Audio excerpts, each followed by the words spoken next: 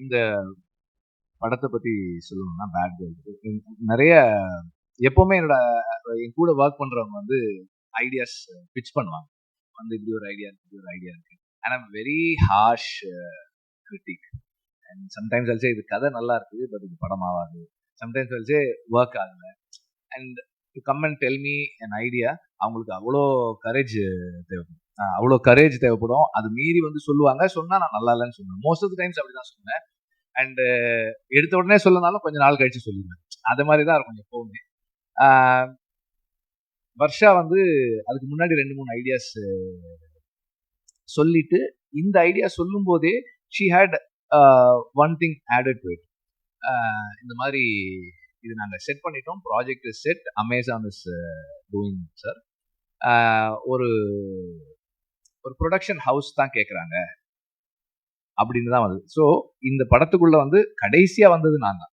So கடைசியாக வந்து சேர்ந்தது நான் தான். எல்லாமே more or less it was all set. அவங்க வந்து ஸ்கிரிப்ட் ஓகே பண்ணிட்டாங்க, ப்ராஜெக்ட் ரோல் ஆக போகுது. அப்போ ஒரு ப்ரொடக்ஷன் ஹவுஸ் வேணும் அப்படின்னும் போது தான் கிராஸ் ரூட் வந்து ஆல்ரெடி கதை எனக்கு தெரியும். ஆனால் இந்த ப்ரொடக்ஷனுக்குள்ள நான் வர்றது அப்படின்றது கடைசியாக தான் நாங்கள் வந்தோம். இப்போ எல்லாமே செட் பண்ணியாச்சு. ஒரு ப்ரொடக்ஷன் ஹவுஸ் வேணும் அப்படின்னும் போது I readily set okay, grass ரூட்டே அந்த ப்ரொடக்ஷன் ஹவுஸாக இருக்கட்டும்.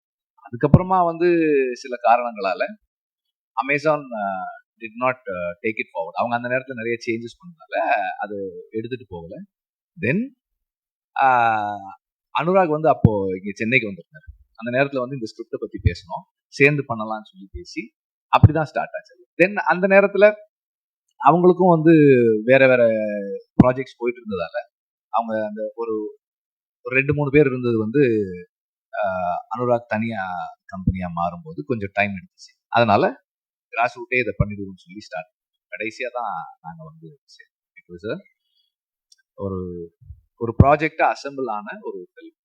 எனக்கு வந்து இதுல ரோல் அப்படின்னா கிரியேட்டிவா கான்ட்ரிபியூட் பண்றதுக்கு ரொம்ப கம்மியானதா இருந்தது. Because she had everything set. Suggestions தான் நம்ம கொடுக்க வேண்டியதா இருந்தது. இந்த ஆர்டிஸ்ட் போகலாமா, அந்த ஆர்டிஸ்ட் போகலாமா. அண்ட் இனிஷியலாக வந்து 2-3 ஆர்டிஸ்ட் இருக்கும்போது எனக்கு கொஞ்சம் டவுட்ஸ் இருந்தது.